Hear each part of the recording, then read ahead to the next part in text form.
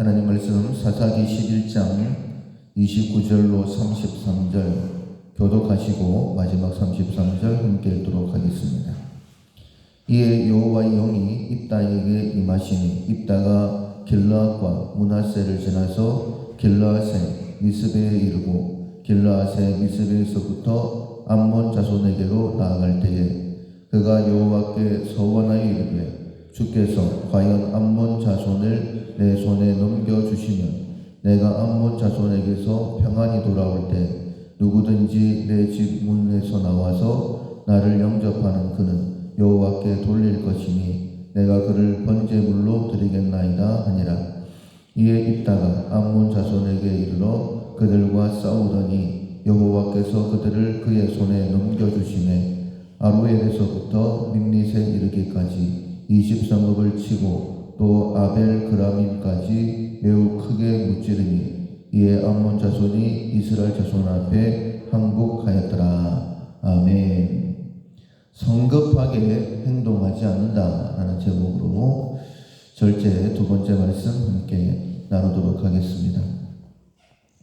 절제의 품성 훈련을 11월 한 달 동안 하게 되어지는데 알맞게 조절하거나 제어하는 그런 품성입니다. 특별히 열매를 위해서 절제를 해야 된다 이렇게 우리에게 말씀을 하시는데 성령의 9가지 열매를 우리가 알고 있는데 시작은 사랑으로 시작을 합니다. 사랑부터 시작을 해야 성령의 열매를 맺을 수 있는 것이고 절제를 해야지만이 좋은 열매를 맺을 수 있기 때문에 사랑으로 시작을 해서 절제로 성령의 9가지 열매는 주어지게 되어지죠. 열매를 맺으려고 하면 절제를 잘 해야 되는데 특별히 성급하게 행동하지 않도록 하나님의 일을 한다고 할 때도 마찬가지입니다.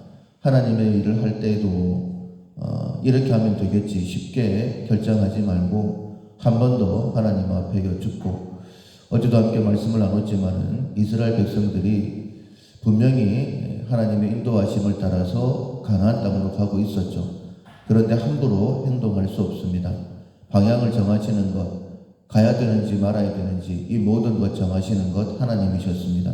구름 기둥과 불 기둥으로 오직 법궤만 앞세우고 움직이면 나아가는 것이고 움직이지 않으면 몇 달이고 그 자리에 멈춰서 있어야 되는 광야가 결코 쉬운 자리가 아닙니다. 힘들고 어려운 자리이지만은 반드시 그렇게 해야 될 것을 하나님께서 말씀하신 것처럼 오늘의 삶 역시 마찬가지죠. 우리의 남은 삶도 마찬가지입니다.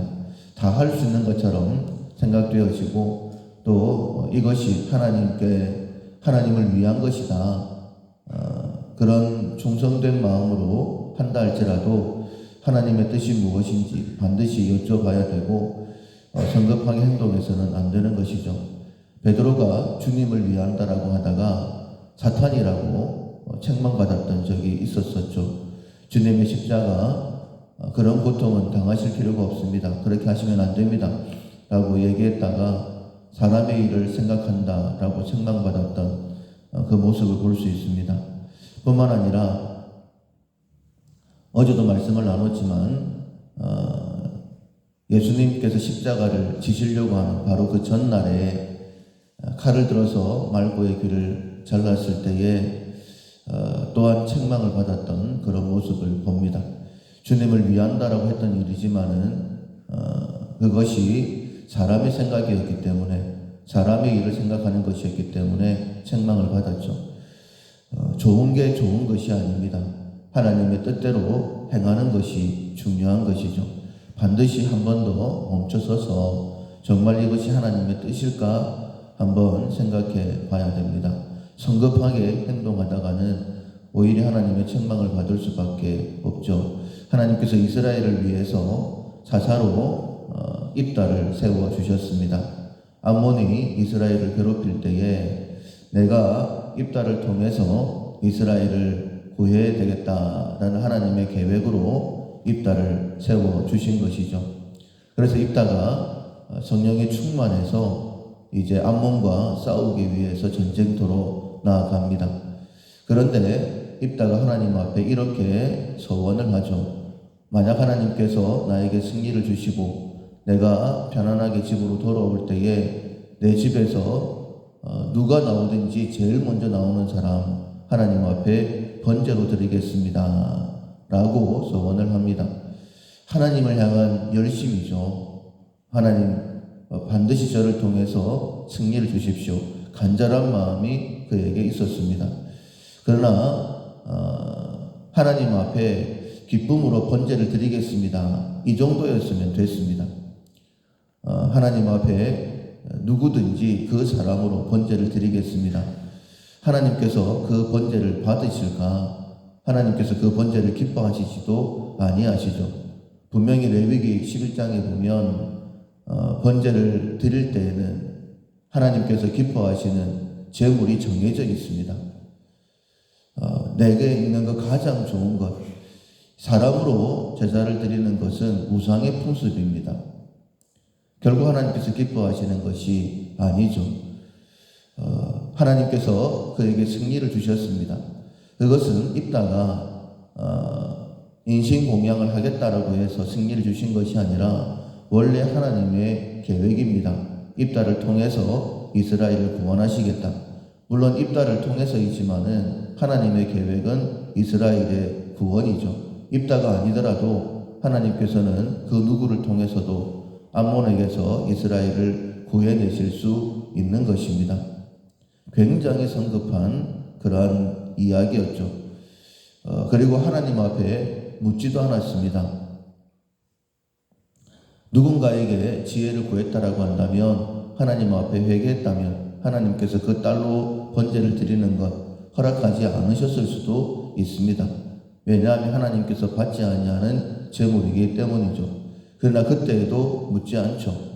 그리고 딸이 얘기했던 대로 2달 동안 친구들과 가서 시간을 보내고 난 다음에 하나님 앞에 번제를 드렸다라고 기록이 되어져 있는데, 그로 인하여서 자기 집뿐만 아니라 온 이스라엘에 큰 슬픔이 있었다라고 말씀은 기록하고 있습니다. 분명히 하나님께서 역사하신 기쁘고 즐거운 날이죠. 그러나 성급한 말, 성급한 행동 때문에 기쁨은 온데간도 없이 사라지고 슬픔만이 가득했던 그 역사를 보게 됩니다. 우리가 어떤 일을 하든지 간에 늘 동행하시는 분 하나님이시죠. 그리스도 예수 안에서 항상 기도하라, 쉬지 말고 기도하라 이렇게 말씀하셨죠. 정말 이것이 하나님의 뜻일까라고 진지하게 정직하게 하나님께 여쭌다라고 한다면 하나님께서 순간적으로라도 깨닫게 하시고 바른 길로 인도하실 것입니다. 절제, 하나님 앞에 드릴 만한 좋은 열매를 맺기 위해서는 성급하게 행동하면 안 됩니다. 언제나 우리와 함께 동행하시는 성령께 우리 뒤에서 이 길이 바른 길이니 그 길로 가라라고 지도하신다라고 분명히 말씀하셨습니다. 하나님의 뜻을 쫓아서 하나님께서 기뻐하시는 일을 절제를 통해서 행할 수 있는 좋은 열매로 하나님 앞에 기쁨이 되는 우리 모두가 될 수 있기를 주님의 이름으로 축원합니다. 아멘. 찬송가 286장 주 예수님 내 맘에 오사 286장 찬양하시겠습니다. 주 예수님 내 맘에 오사 날 붙들어 주시고 내 마음에 쉴 힘을 주사 늘 기쁘게 하소서. 사랑의 주 사랑의 주 내 마음속에 찾아오사 내 모든 죄 사하시고 내 상한 맘 고치소서. 주 예수님 내 맘에 오사 내 소원